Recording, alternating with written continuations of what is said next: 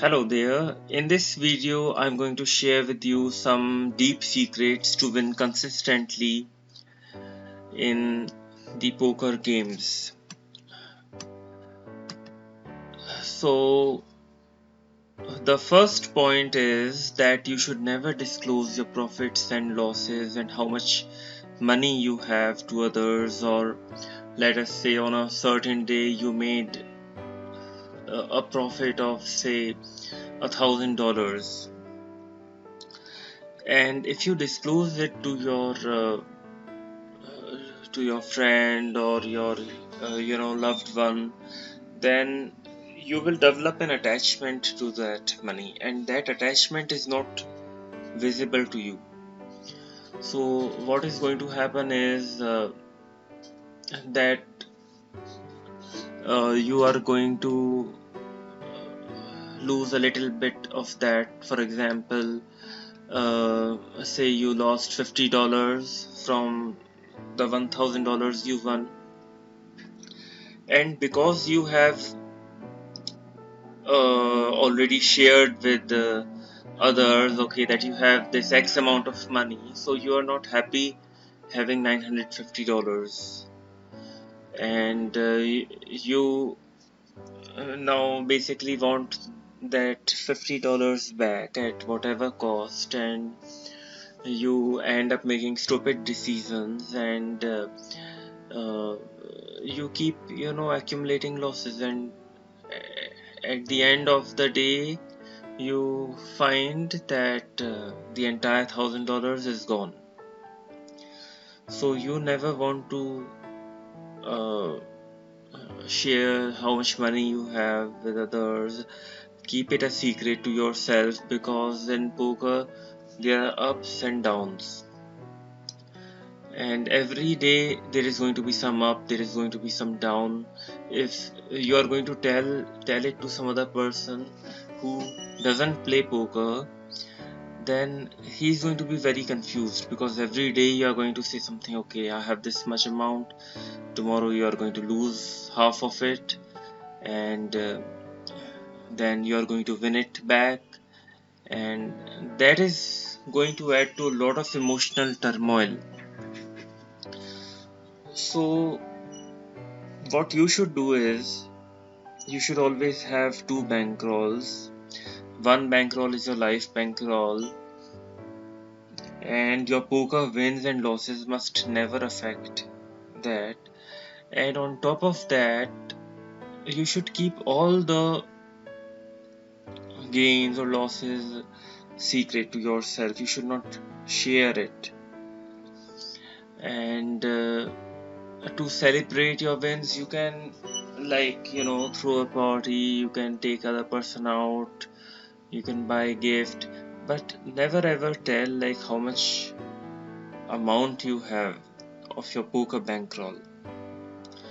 Okay, so less accountancy of your total poker bankroll is better. Okay, so let us say you play a tournament in a casino, and say you win $700,000, and and then, like, you will always think, okay, I have this X amount of dollars with me. You will mentally keep on doing these calculations. Okay, now I have how much, now how much of that 700,000 is remaining. And once you have put a mental point that, okay, I have this X amount of money, you're not going to be happy if you have just 400,000, because you're always going to develop attachment to that figure. So like, keep only a few binds with yourself, and forget whatever gains have happened, and put them in different accounts. Your life account should be different, and you can put that in your life account, and a very small amount of money in your poker bankroll. So the less accountancy you do of your total amount of money, the better it is. I don't mean to say that you should not keep a journal and put your daily profits and losses. You should, and you should actually also put down like why those losses happened or why those gains happened. If those gains are happening because you took a big gamble, that's also very bad, and that is going to give rise to a lot of losses later on. Your strategy needs to be highly refined, and you should always go for slow steady wins and never for big wins suddenly. So yeah, this point I have already mentioned to you. Your life expenses should be completely separate. Your day's winnings and losses should not affect your life at all. Like in the next 6 months, 1 year, you should have the same life. Like if you go to the gym, like you would go to the gym, you take a vacation like every 3 months to a nearby place, you will take it. So play poker so that it doesn't affect your life at all. And that's a very important point, and I would say a lot of players miss on that. Without booking profits, you will never survive the ups and downs. Okay, so poker is, in some terms, it's like day trading. In day trading, also you have daily plus, daily minus, and how the day traders are able to survive is because they let their winnings run and they cut their losses. So in a day, like if they are winning, they will let it win. They will let the winning session run, and once they start showing losses, so they will quickly nip them in the bud. They will not let their losses become too big, unmanageable. Similarly, in poker, you should do like you go to a casino on a day, or you have an online session in a day, and you're having a good session. You let the winnings continue, but like supposing on another day you start losing, book those losses and close the account for the day. Don't chase losses, because chasing losses is going to make you just focused on winning it back, and you cannot make proper decisions at all. Okay, so let's move forward. Okay, so secrets of winning consistently. Okay, so your betting style and patterns are your karma, and they will dictate your variance and profits, losses, and your graph over the long term. Yeah, so as I have mentioned, you have to go for steady wins.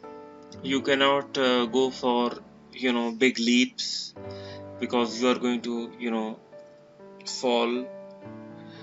So like in a high variance field like poker, you have to aim for steady wins, cutting the losses, booking the profits, and slowly moving forward, not sharing your ups and downs, which will lead to attachment to them, and just focusing on decisions. If you just keep on focusing on making good decisions, you're going to be ahead.